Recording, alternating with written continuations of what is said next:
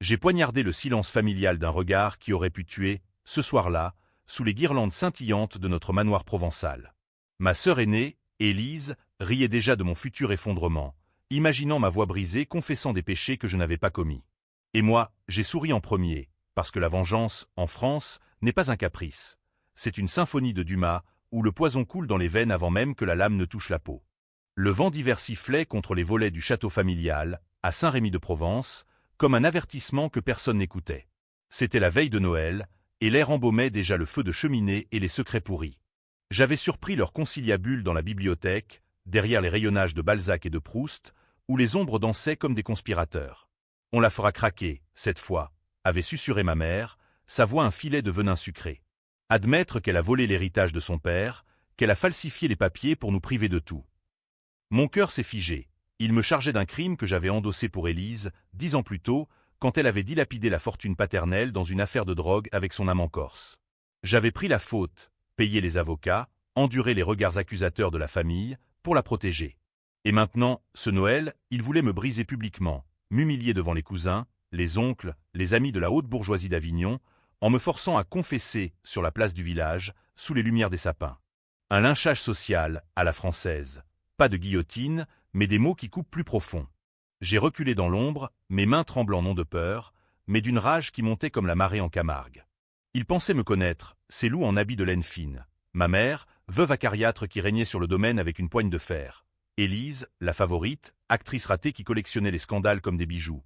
Et mon frère cadet, Lucien, le pantin au sourire faux, qui validait tout pour un morceau de l'héritage. Ils ignoraient que j'avais passé ces 10 dernières années à tisser ma toile, à Paris d'abord, dans les couloirs feutrés des tribunaux où j'avais appris l'art de la manipulation légale, puis de retour ici, sous leur nez, en gravissant les échelons de la préfecture comme une ombre discrète.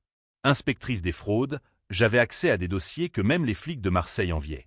Et ce soir, en entendant leur plan, un faux document qu'ils déterreront pour me confronter à table, suivi d'une réconciliation, forcée où je supplierai pardon, j'ai su que le temps des masques était fini. Je les devancerai. Pas avec des cris ou des larmes, mais avec une précision chirurgicale, à la manière d'un maigret vengeur, où chaque indice planté est une mine prête à exploser. Le lendemain matin, Noël-Ève, le domaine bruissait d'une fausse allégresse.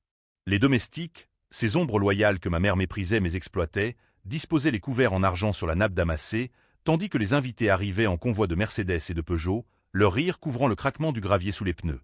J'étais dans ma chambre, au 3e étage, face au miroir ancien qui reflétait une femme que je ne reconnaissais plus, Claire Duval, 35 ans, cheveux noirs coupés au carré comme un défi, yeux verts hérités de père, et une cicatrice invisible sur l'âme, gravée par 10 ans de mensonges. J'avais enfilé une robe noire simple, sans bijoux, pour ne pas alerter les vautours.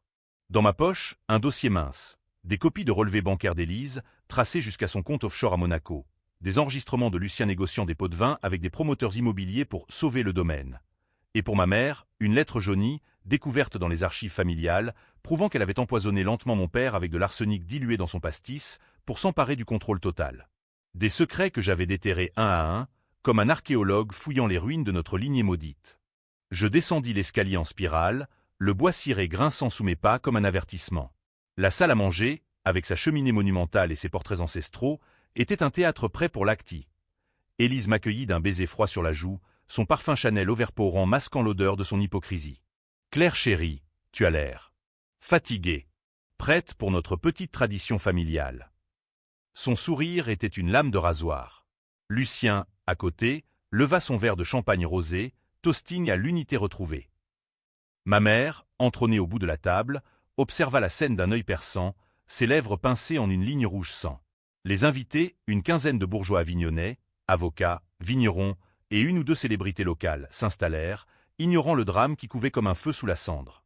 Le repas commença par les huîtres de Bouzigues, fraîches et salées, accompagnées d'un Sancerre glacé. Les conversations roulaient sur les 20 millésimés et les scandales parisiens, mais je sentais leurs regards obliques sur moi, comme des flèches empoisonnées. Puis vint le moment. Après le foie gras, Élise se leva, un verre à la main, et annonça d'une voix théâtrale. « Ce Noël, chers amis, nous célébrons non seulement la naissance du Christ, mais aussi la vérité au sein de notre famille. » Un murmure d'approbation parcourut la tablée. Elle sortit alors un dossier, le même que j'avais vu la veille dans la bibliothèque, et le posa devant moi. « Claire, ma sœur bien-aimée, il est temps que tu avoues les faux que tu as commis pour voler l'héritage de papa. Les notaires l'ont confirmé.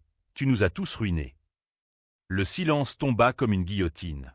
Les fourchettes s'immobilisèrent, les yeux se tournèrent vers moi. Ma mère hocha la tête, feignant la tristesse. « Ma fille, nous t'aimons. Confesse-toi, et nous pardonnerons. » Lucien ajouta, d'un ton paternaliste, « C'est pour ton bien, Claire. Pour que tu trouves la paix. » Les invités chuchotaient déjà. Pauvre famille Duval, encore un drame, et je vis dans leur regard le plaisir sadique de la chute d'autrui, ce vice si français, hérité des salons du XVIIIe. Je ne criais pas. Je ne pleurais pas. Au lieu de cela, je souris. Un sourire lent, carnassier, comme celui d'une louve qui a flairé le sang. « Merci, Élise, dis-je calmement, en sortant mon propre dossier de sous la table. Mais permettez-moi d'ajouter un chapitre à votre conte de fées. » J'ouvris la première page, projetant sur un écran improvisé, un projecteur que j'avais fait installer discrètement par un technicien ce matin, les relevés d'Élise, virement massif vers un certain Monsieur Rossi, son amant mafieux, daté de l'année du décès de père. Regardez, mesdames et messieurs. Ce n'est pas moi qui ai falsifié les papiers. C'est Élise qui a vidé les comptes, et c'est moi qui ai pris la faute pour la protéger. Parce que, voyez-vous, en France, l'honneur familial passe avant la justice. Un hoquet collectif. Élise blêmit, son verre tremblant. Mensonge. C'est une fabrication. Mais les chiffres ne mentaient pas. Puis, je passai à Lucien. Des emails compromettants avec des promoteurs, promettant des terrains du domaine en échange de silence sur des irrégularités fiscales. Mon frère, le saint homme, qui vendrait sa mère pour un permis de construire. Les rires nerveux fusèrent, vite étouffés par l'horreur. Enfin, pour ma mère, la lettre, analysée par un toxicologue de l'INSERM, confirmant l'arsenic. « Maman, tu as tué papa goutte à goutte, pour le domaine. » J'ai les autopsies revues. Et j'ai gardé le silence, parce que qui détruit sa propre mère? La table était un champ de bataille figé. Les invités se regardaient, partagés. Certains hochaient la tête en approbation muette. Bien fait pour ces Duval hypocrites, d'autres murmuraient, c'est monstrueux, accusés ainsi. Élise se leva d'un bond, renversant sa chaise, espèce de traîtresse. Tu vas payer pour ça. Mais ma mère, livide, leva une main tremblante. Assez. Claire. Pourquoi maintenant? Je la fixai, droit dans les yeux, parce que vous avez décidé de me sacrifier ce soir. Et en Provence, on ne laisse pas les oliviers pourrir sans les tailler. Le dîner s'acheva dans un chaos poli, départ précipité, excuses balbutiées. Mais ce n'était que l'appétit. La vraie vengeance mijotait encore. Les jours suivants, Noël furent un tourbillon de tempêtes contenues, comme ces mistrets qui enveloppent la vallée du Rhône d'un voile gris et lourd. Le domaine, ce bastion de pierre ocre et de vignes centenaires, semblait retenir son souffle, attendant l'orage. Les domestiques, ces gardiens silencieux des secrets, me glissaient des regards complices. Marie, la cuisinière, m'avait confié un jour. « Madame Claire, il vous sous-estime, comme un bon millésime qu'on laisse en cave trop longtemps. » J'avais ri alors, mais aujourd'hui, ces mots résonnaient comme une prophétie. Élise fut la première à contre-attaquer, fidèle à son tempérament de diva blessée. Le 26 décembre, alors que je sirotais un café noir dans le jardin d'hiver, entouré de camélias fanées, elle déboula, téléphone en main, filmant déjà pour cette stories Instagram, cette plaie moderne des vanités françaises. « Tu crois que c'est fini, hein? J'ai appelé nos avocats à Aix. Ils vont te traîner en diffamation, te ruiner comme tu l'as fait pour nous. » Sa voix stridulait, un mélange de rage et de panique, ses ongles manucurés s'agitant comme des griffes. Je la laissai vider son sac, notant mentalement chaque insulte, ingrate, folle, destructrice de famille. Puis, d'une voix douce comme du miel empoisonné, je répliquai « Élise, ma chère, tes avocats sont les mêmes que ceux que j'ai briefés hier soir. Ils ont vu les preuves. Et devinez quoi? Ils travaillent pour moi maintenant. » C'était un demi-mensonge, mais efficace. En réalité, j'avais contacté un ancien collègue de la préfecture, un procureur corse au regard de Pierre Ponce, qui avait ri au téléphone. « Claire, tes Duval sont des amateurs. Laisse-moi creuser, et on les enterre vivants. » Élise s'effondra sur une bergère, pleurant des larmes de crocodile. « Pourquoi me hais-tu autant? J'étais ta sœur. » Je m'approchai, posant une main sur son épaule. Un geste presque tendre, à la Victor Hugo, où la pitié masque le poignard. « Je ne t'ai pas, Élise. Je te libère. De tes dettes à Rossi, de tes mensonges. Mais pour ça, tu vas signer une confession. Complète. Sur l'héritage, sur papa. » Elle signa, brisée, sous la menace voilée d'une plainte pour escroquerie. Ce soir-là, seul dans ma chambre, je relus la lettre. « Ma Élise chérie, garde le secret. » Claire paiera pour nous. C'était la note de père, découverte dans son bureau après sa mort, prouvant qu'il savait pour les vols de sa favorite et m'avait désigné comme bouc émissaire pour protéger l'unité. Un autre couche de trahison, enfoui comme une mine antipersonnelle dans le jardin familial. Lucien, lui, opta pour la ruse, ce serpent glissant qui caractérisait notre lignée. Le 28, il m'invita à une réconciliation au Café de la Place, sous les arcades d'Avignon, où les fontaines murmuraient des confidences aux passants emmitouflés. Il arriva en tweed impeccable, un Châteauneuf du Pape sous le bras, et entama son monologue. « Claire, soyons francs. Maman est effondrée. » Elise. Eh bien, tu sais comment elle est. Mais le domaine, notre héritage. Si tu retires tes accusations, on peut tout arranger. Je te cède ma part, même. Ses yeux brillaient d'une fausse sincérité, mais j'avais vu ses emails. Il complotait déjà avec un notaire véreux pour contester ma légitimité, arguant que j'étais instable mentalement après des années de solitude parisienne. Je bus une gorgée de son vin, le faisant attendre. Puis, je sortis mon téléphone et jouai l'enregistrement. Sa voix, claire comme un clairon, négociant la vente illégale d'une parcelle de vigne protégée. Interessant, Lucien. Tu vends père pour des euros sales. Mais sais-tu ce que j'ai fait ce matin? J'ai signalé ça à la DRAC. Tes promoteurs? En garde à vue, à Marseille dès demain. Il pâlit, son cigare éteint tombant de ses lèvres. Tu bluffes. Teste-moi, répondis-je, et il capitula, signant un acte de donation de sa part du domaine à moi seul. En le regardant partir, dos voûté sous la pluie fine, je sentis un pincement. Était-ce vengeance ou justice? En France, la frontière est floue, comme le brouillard sur la Durance. Ma mère fut la plus dure à briser, cette forteresse de vanité et de regret. Le 30 décembre, elle me convoqua dans son bureau, pièce au mur tapissée de velours rouge, où trônait le portrait de père, jeune et sévère. Elle était assise droite, perle au cou, un verre de cognac à la main. « Assieds-toi, Claire. Tu as gagné cette manche, mais la famille est sacrée. Rétracte-toi, et je te lègue tout. » Sa voix était un velours râpé, usé par les ans de mensonges. Je m'assis, sortant la lettre empoisonnée. « Maman, l'arsenic n'était pas pour les rats, n'est-ce pas? Papa l'a su, et il m'a choisi pour porter le chapeau. Pourquoi? » Ses yeux s'embuèrent, des larmes vraies, pour une fois. Parce que tu étais forte, Claire. Élise fragile, Lucien faible. Toi, tu survivrais. Un aveu, nu comme un squelette exhumé. Elle raconta les dettes de jeu de père, ses infidélités avec la gouvernante. L'arsenic, acheté à un apothicaire d'Arles, goutte à goutte dans le pastis pour soulager sa souffrance. J'avais endossé non seulement les vols d'Élise, mais aussi le soupçon d'homicide, quand les rumeurs avaient circulé après l'autopsie bâclée. Tu m'as sacrifié 2 fois, dis-je, la voix brisée pour la première fois. Elle tendit la main. Pardonne-moi. Mais la vengeance est une maîtresse jalouse. Signe, maman. Confesse tout à un prêtre, et transmet le domaine à une fondation. Pour les victimes de familles comme la nôtre. Elle signa, veuve brisée, et ce soir-là, seul devant la cheminée, je pleurais pour l'enfant que j'avais été, gosse des champs de lavande qui rêvait d'une famille unie. Mais les larmes sèchent vite en Provence. La nuit apportait déjà le twist que je n'avais pas vu venir. Le nouvel an approchait, et avec lui, le bal masqué annuel des Duval, cette farce mondaine où Avignon se parait de soie et de mensonges sous les remparts papaux. J'avais prévu de m'y rendre seul, masqué d'un loup noir, pour observer les retombées de mes révélations. Élise confinée dans sa chambre, Lucien évitant les regards au bistrot, ma mère consultant un médecin pour nerfs. Mais la vengeance, comme un bon roman de Simenon, réserve toujours un rebondissement vicieux. Ce fut Marie, la cuisinière, qui m'alerte. Un appel anonyme, une voix masculine, rocailleuse. « Mademoiselle Claire, votre sœur prépare un coup. Rencontrez-moi au pont d'Avignon, minuit. » Intriguée, méfiante, car en France, les ponts sont des lieux de trahison légendaires. Je m'y rendis sous la lune gibbeuse, le Rhône coulant noir et froid en contrebas. L'homme était un flic en civil, un inspecteur de la PJ de Nîmes nommé Moreau, moustache grise et yeux de fouine. Votre famille n'est pas clean, mademoiselle. Mais vous non plus.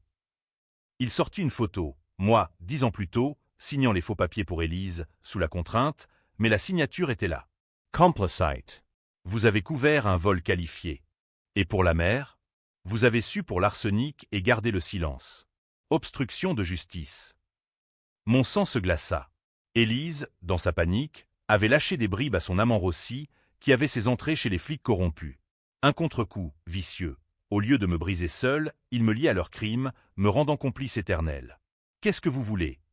demandai-je, la voix steady comme un avocat en cour. Moreau ricana. Laissez tomber les charges contre les Duval, et j'enterre. Sinon, procès à Marseille, et adieu votre carrière à la préfecture. Une chantage classique, à la Zola, où les puissants mangent les faibles. Je rentrai au domaine, l'esprit en ébullition. Était-ce la fin? Non. La vraie vengeance naissait de l'abîme. Le lendemain, 31 décembre, je convoquai une assemblée familiale, dans la salle des fêtes, guirlandes encore pendantes comme des pendus joyeux. Élise arriva en peignoir, défaite. Lucien, rasé de frais, feignant l'innocence. Ma mère, palme et royale. Asseyez-vous, ordonnai-je, verrouillant la porte. On joue carte sur table. Complètement. Je projetai tout, non seulement leurs crimes, mais les miens. Oui, j'ai falsifié pour Élise. Oui, j'ai tué pour maman. Parce que j'aimais cette famille tordue. Mais vous m'avez vendu pour un Noël de spectacle. Élise hurla. C'est faux. C'est Rossi qui. Et là, le twist. Je sortis un enregistrement d'elle, obtenu via un mouchard à Monaco. Rossi est en tôle, Élise. Pour trafic. Et il a chanté. C'était ton idée, le chantage via Moreau. Lucien blêmit. Il avait financé le flic, croyant protéger l'unité. Ma mère, enfin, craqua. C'était pour nous sauver, Claire. Le domaine allait couler. Mais je secouai la tête. Non. C'était pour le pouvoir. Et maintenant, on finit ça. J'appelai Moreau en visio, piégé par un traceur sur son portable, grâce à mon contact corse. Son visage apparut, suant. Qu'est-ce que? Fin de partie, inspecteur. Vos pots de vin? Documenté. Rendez-vous à la PJ dans 1 heure, où c'est l'IGPN qui vous attend. Il raccrocha, vaincu. La pièce empestait la sueur et les regrets. Et maintenant? Murmura Lucien. Je souris. Maintenant, on reconstruit. Ou on brûle tout. Ils choisirent la reconstruction, signant des aveux collectifs, cédant le domaine à une coopérative de vignerons locaux, un geste noble pour sauver les apparences. Mais en moi, la rage bouillonnait encore. Le bal du Nouvel en serait le climax. Le bal masqué, sous les voûtes gothiques du Palais des Papes, était un carnaval de masques et de murmures, où l'élite d'Avignon se délectait de ragots comme de truffes noires. J'y entrai en domino écarlate, un loup couvrant la moitié de mon visage, un verre de champagne à la main, non pour trinquer, mais pour observer. Les invités, en costume d'arlequin et de reine Margot, dansaient un quadrille lascif, mais les langues allaient bon train. Avez-vous entendu pour les Duval? Un vrai feuilleton. Claire? La fille froide? Elle les a tous eus. Élise était là, masquée d'un voile de dentelle, collée à un bellâtre qui puait le désespoir. Son dernier amant, un acteur de seconde zone. Lucien rôdait près du buffet, évitant les regards, tandis que ma mère, en robe de velours prune, tenait court auprès des vieilles comtesses, minimisant des malentendus familiaux, rien de plus. Mais je sentais la fracture. Certains invités me saluaient d'un clin d'œil complice. Bravo, Claire, pour avoir secoué le nid. D'autres me fuyaient, murmurant vengeresse, elle va trop loin. Le climax survint à minuit, quand les cloches sonnèrent l'an 9. Traditionnellement, le maître de maison, Lucien, cette année, portait un toast. Il monta sur l'estrade, micro en main, visage masqué d'un loup doré. Chers amis, à 2026, à l'unité. Mais je l'interrompis, grimpant à ses côtés d'un bon fluide, arrachant le micro. À la vérité, plutôt.